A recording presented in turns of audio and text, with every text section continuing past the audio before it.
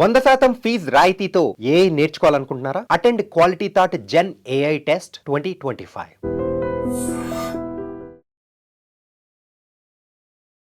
Hi hello నమస్తే welcome back to iDream media. ఈరోజు మనతో ఉన్నారు founder and CEO of Realtor Oxygen, business analyst, అలాగే టెడెక్స్ స్పీకర్ అయిన డాక్టర్ నంది రామేశ్వరరావు గారు. బడ్జెట్కి సంబంధించిన అప్డేట్స్ సార్తో మాట్లాడతాం. Hi sir. హాయ్ సార్, ముఖ్యంగా సామాన్యుడికి సైతం ట్యాక్స్ అనేది చాలా భారంగా అనిపిస్తూ ఉంటుంది. ఎందుకంటే ఖర్చులకు మించిన భారం ఎక్స్ట్రాగా మళ్ళీ గవర్నమెంట్ నుంచి చెల్లించాలంటే నా వాళ్ళు ఎక్కడ అవుతుంది అనేది వాళ్ళ స్పందన. అయితే హైదరాబాద్లో ఉంటున్న ఎక్కువ మంది వాళ్ళు ఆడియన్స్ మనకి కామెంట్ సెక్షన్లో కూడా చెప్తా ఉన్నారనమాట. ఒక 10 కమాండ్మెంట్స్ ఉన్నాయి మాకు, వీటన్నిటి కాస్త వెసులుబాటు కల్పిస్తే బాగుంటుంది ట్యాక్సేషన్లో అని చెప్పేసి. వాటి గురించి మీరు ఆల్రెడీ చెప్పడం జరిగింది. సో అవేంటో కాస్త ఎక్స్ప్లెయిన్ చేస్తారు. అంటే ఈసారి బడ్జెట్ గత 2014లో బీజేపీ వచ్చినట్టుంది. బీజేపీ వచ్చిన తర్వాత పర్సనల్ ఇన్కమ్ ట్యాక్స్ అసలు టచ్ చేయలేదు పెద్దగా వాళ్ళు. అంటే భారం బాగా రేట్లు పెరిగిపోతున్నాయి, శాలరీలు పెరగట్లేదు, ట్యాక్స్లు మాత్రం అలాగే ఉన్నాయి. అది నెవర్ ఎండింగ్, ఎప్పుడు అవైటింగ్ సబ్జెక్ట్. బట్ ఈ బడ్జెట్ ఏ బడ్జెట్లో ఇవ్వలేదు. ఈ బడ్జెట్లో జనాల ఎక్స్పెక్టేషన్ అంటే ఒక 10 లక్షల వరకు అసలు ఇన్కమ్ ట్యాక్స్ వర్తించకూడదు. అంటే గవర్నమెంట్ 4-5 లక్షలకి ఇస్తారు. 2 లక్షల నుండి 4 లక్షలు 5 లక్షలు చేస్తారు. పబ్లిక్ డిమాండ్ అంటే కనీసం ఒక 10 లక్షల వరకు ట్యాక్స్, 10 లక్షల పైన ఇన్కమ్ వచ్చిన ట్యాక్స్ వేయండి అంటున్నారు. అదేవిధంగా సీనియర్ సిటిజన్స్కి కొన్ని రాయితీలు పెంచమంటారు. ఎందుకంటే స్ట్రెస్ లెవెల్స్ ఎక్కువైపోతాయి. 70-80 సంవత్సరాలు వాళ్ళు కూడా ఈ కండిషన్లు అన్నీ పెడితే స్ట్రెస్. ఎందుకంటే వాళ్ళు రిటైర్ అయిన తర్వాత డబ్బులు దాని మీద వచ్చిన వడ్డీతోనే బతుకుతున్నారు. కొంతమంది పిల్లలు అమెరికా వెళ్ళడం, లేదా చూడకుండా వెళ్ళిపోవడం, లేదా పీజీలో ఓల్డ్ ఏజ్ హోమ్లు జరుగుతున్నాయి.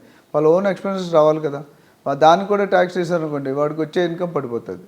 అట్లానే మీరు హోమ్ లోన్స్ కూడా వాళ్ళు ఆ రేట్లు ఏదైతే ఎగ్జామ్స్ ఇస్తారో అంతమంది 2.5 lakhs దాకా ఎంత ఉంది, దాని మీద కూడా ఒక చేయమంటున్నారు. అట్లనే ATCCలో 1.5 lakhs ఉంటుంది.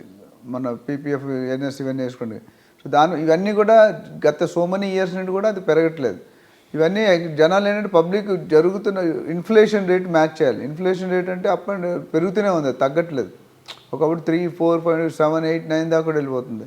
సో ఇవన్నీ దృష్టిలో పెట్టుకుని ఇన్ఫ్రాస్ట్రక్చర్ బాగా డెవలప్ చేస్తున్నారు, డిజిటల్ మీద ఖర్చు పెడుతున్నారు. అట్లనే ట్యాక్సెస్ కూడా ఎలక్ట్రానిక్ మీద బాగా బనాయిస్తున్నారు. పాప్కార్న్ మీద కూడా వేసారు మన ట్యాక్స్. ఇంతకీ ప్లెయిన్ పాప్కార్న్ అయితే 5% ఎంత ఉంది, క్యారమల్ పాప్కార్న్ అయితే 18, మధ్యలో కారం వేసి మసాలా వేసేటోళ్ళు మొత్తం 2 కొనుక్కుంటే 30. అంటే మనం జీవితాంతం ట్యాక్స్లు కడుతూనే ఉన్నాం. 100 రూపాయలు దానికి 100 రూపాయలు 70 రూపాయలు ఇప్పుడు ప్రస్తుతం 60-70 రూపాయలు కడుతున్నాం. 100 రూపాయలు యాక్చువల్ ఐటమ్, మనం కట్టే ట్యాక్స్ 60. అన్ని tax, service tax, sales tax ఇవన్నీ చూసుకుంటే పెద్ద ఇష్యూ అవుతుంది. సో గవర్నమెంట్ ఇప్పుడు PFలో దాచుకున్న దానికి కొంత లిమిట్ వరకు ఇమ్మంటారు ఎగ్జామ్షన్. లోన్లో ఏంటంటే మనం కొంతవరకు మనకి అవుతుంది, ఆ లిమిట్ను కూడా పెంచమంటున్నారు. ఎందుకంటే 10 years బ్యాక్ ఏ రేట్ ఉందో రియల్ ఎస్టేట్లో ఆ రేట్ లేదు కదా ఇప్పుడు. అట్లనే వ్యవసాయం మీద, అగ్రికల్చర్ మీద, ఇన్ఫ్రాస్ట్రక్చర్ మీద, ఇండస్ట్రియల్ కారిడార్. హైదరాబాద్లో ఉండే వాళ్ళు హౌస్ రెంట్ అలవెన్స్ HRA కూడా పెంచాల్సిందిగా అడుగుతున్నట్టు 50% దాకా చేయమంటున్నాడు. అంతకుముందు కొన్ని 2 tier 3 tier ఉన్నాయి, బట్ 1 tier అంటే హైదరాబాద్, పూణే, బెంగళూరు ఇలాంటి వాటికి లేవు. దాన్ని కూడా రాయితీ ఇవ్వమంటున్నారు. అంటే ఇవన్నీ మనం అడుగుతున్నాం, వాళ్ళు ఏమి ఇస్తారనేది మన ఇప్పుడు అడిగే వరకే. మనం ఇప్పుడు దేవుడు ఎవరు ఇచ్చినా పూజారి ఇవ్వాలి కదా. పూజారి ఇక్కడ ఇన్కమ్ ట్యాక్స్ గవర్నమెంట్ వాళ్ళు బడ్జెట్లో పెట్టాలి. నాకు సామాన్యులు ఓట్లతో గెలిచిన వాళ్ళు, వాళ్ళకి మనం చూసుకోవాల్సిన బాధ్యత వాళ్ళే. మీరే బిగ్ బ్రదర్. మన వరల్డ్కి అమెరికా ఎట్లా బిగ్ బ్రదరో మన కంట్రీకి central government big brother. So industrial corridor అది బాగుంది. హైవేస్ మీద ఖర్చు పెడుతున్నారు, బాగా చేస్తున్నారు. What they are doing is, Modi గారు ఏంటంటే, మోడీ గారు ప్రమాణం PMగా అయినప్పుడు 5-10% ఉంది డిజిటల్ UPI. ఈరోజు 70-80%, కొన్ని రోజులు 100% అయిపోతుంది. మంచిదే, ఇట్స్ ఎ పాజిటివ్ సైన్. జనాలు ట్యాక్స్ కట్టే వాళ్ళకి ఉన్న కొన్ని బెనిఫిట్స్ కూడా ఇవ్వాలంటున్నాను. సెంట్రల్ గవర్నమెంట్ అది ఆలోచించాలి. ఎందుకంటే ఎవరైతే ఫైనాన్స్ సెక్రటరీ ఫైనాన్స్ ఉన్నారు, ఆ రాయితీలు ఇచ్చినట్టు people will be more excited vote for next year. 4సారి కూడా రావచ్చు. ఇక్కడ ఏం రాయితీలు ఇవ్వకుండా 10 సంవత్సరాల నుండి ఇన్కమ్ ట్యాక్స్ టచ్ చేయలేదు. GST లెవెల్ అంతే 20 lakhs ఉంది. బిజినెస్ చేసుకున్నాడు 20 lakhs దాటితే బిజినెస్ GST కంపల్సరీ ఉండాలి. ఇట్లాంటివన్నీ కూడా ఇండివిజువల్ ట్యాక్స్ కానీ, హోమ్ లోన్ బెనిఫిట్ కానీ, ATCC బెనిఫిట్ కానీ, HRA కానీ, ఇండస్ట్రీ కారిడార్ కానీ, SEZs కానీ, ఇవన్నీ కూడా అందరికీ అవసరమే. ఇప్పుడు హైదరాబాద్కి ఏంటంటే ఇప్పుడు మన వైజాగ్ ఇండస్ట్రీ కారిడార్ ఇచ్చారు, తెలంగాణకు రాలేదు. అట్లా బీహార్కి ఇచ్చారు, ఇక్కడ రాలేదు. సో ఇర్రెస్పెక్ట్ ఆఫ్ ఏ గవర్నమెంట్ ఏ పార్టీ ఉన్నా స్టేట్కి కావాల్సిన రిక్వైర్మెంట్స్ అయితే మనం బడ్జెట్ అంటే ఎక్స్పెక్ట్ చేస్తాం. ఫలానా దానికి రైల్ కారిడార్ కావాలన్నా, ఎయిర్ కారిడార్ కావాలన్నా, ఎయిర్పోర్ట్స్ కావాలన్నా, హైవేస్ డెవలప్ అవ్వాలన్నా, కొన్ని వేల మీటర్లు ఉన్నాయి. ఇప్పుడు బెంగళూరు హైవేస్ 12 లైన్ ట్రాక్ అవుతుంది, ముంబై హైవే కూడా అవుతుంది.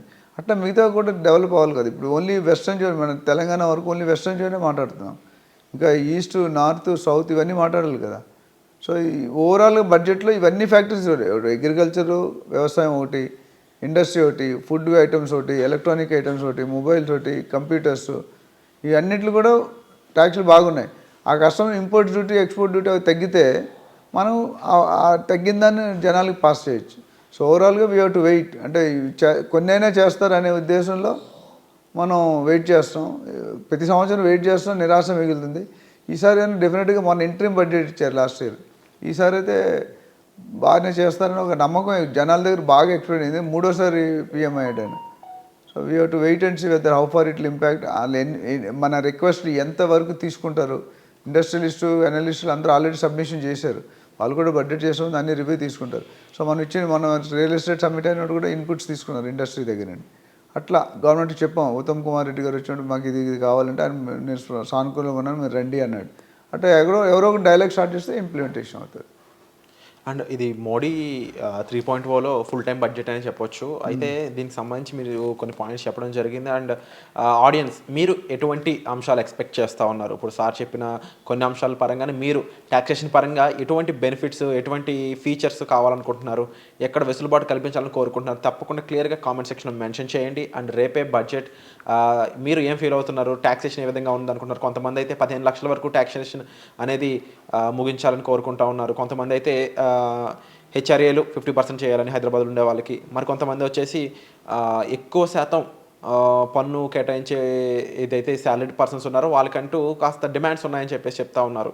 సో ఓవరాల్గా మీరు ఏం ఫీల్ అవుతున్నారు? ఇప్పుడు డాక్టర్ నంది రమేశ్వరరావు గారు చెప్పిన విషయాల గురించి మీరు ఏం ఫీల్ అవుతున్నారో ఓవరాల్గా కామెంట్ సెక్షన్లో అయితే మెన్షన్ చేయండి. అండ్ వచ్చే ఎపిసోడ్లో మళ్ళీ కలుద్దాం. Thank you so much.